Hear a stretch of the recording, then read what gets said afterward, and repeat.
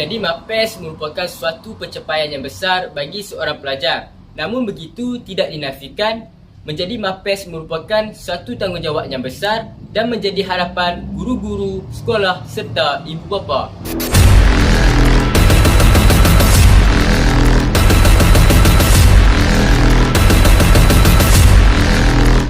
Assalamualaikum warahmatullahi wabarakatuh. Nama saya Haris Daniel bin Muhammad Izham dari kelas 5 Arif.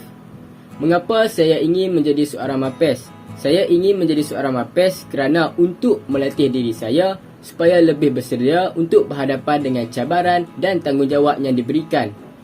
Kedepan lagi kita tidak tahu, mesti cabaran-cabaran yang akan kita terima lebih dahsyat jika ingin dibandingkan pada zaman semasa kita berada di sekolah ini.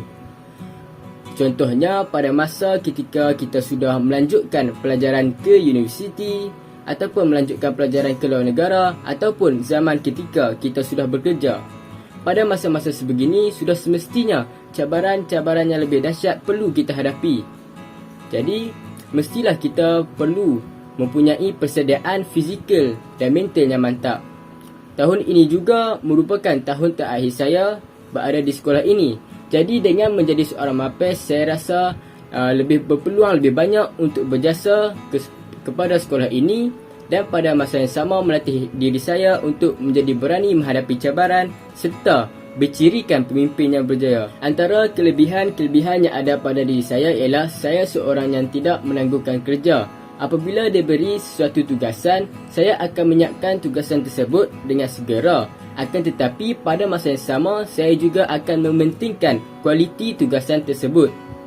Saya tidak akan melakukan tugasan itu secara sambil lewa supaya tidak mengecewakan pada mana-mana pihak, terutamanya guru. Selain itu, saya juga seorang yang menepati masa.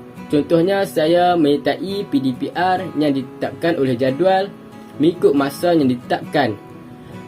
Tidak dinafikan, ramai pelajar mengatakan untuk menyertai PDPR ini agak sukar kerana kadang-kala ngantuk, kadang-kala mempunyai masalah gangguan-gangguan, kadang-kala tidak memahami topik yang diajar oleh guru. Tetapi bagi saya, itu adalah matlamat kedua saya.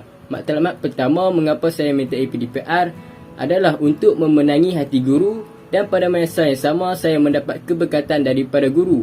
Bagi saya, tanpa keberkatan, tanpa kejayaan. Let me speak in English. So, what I will do if I become to be a MAPES? First of all, of course, I will improve my attitude and self-discipline in order to correct other people's.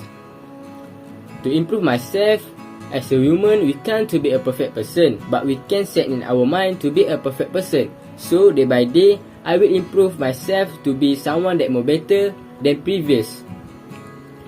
As a MAPES, a high discipline and also good attitude is very important to be a good example for others.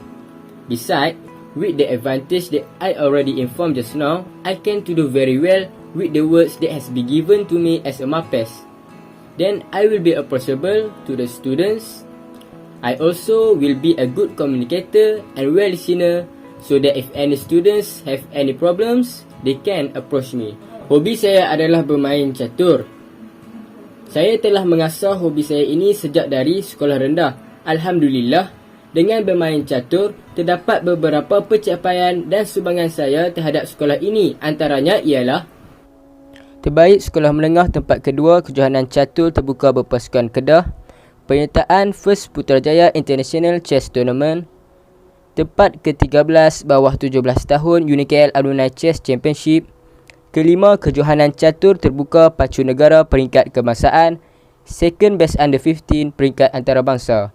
Saya juga pernah menyertai kelab Jepun di sekolah kita. Antara kejayaan-kejayaan yang saya peroleh daripada menyertai kelab Jepun ini ialah Champion Yosakoi Boleh Championship peringkat kebangsaan, Gold Award Yosakoi Festival peringkat kebangsaan, Johan Pertandingan Soran Bushi peringkat kebangsaan, dan tempat ketiga menulis haiku peringkat kebangsaan.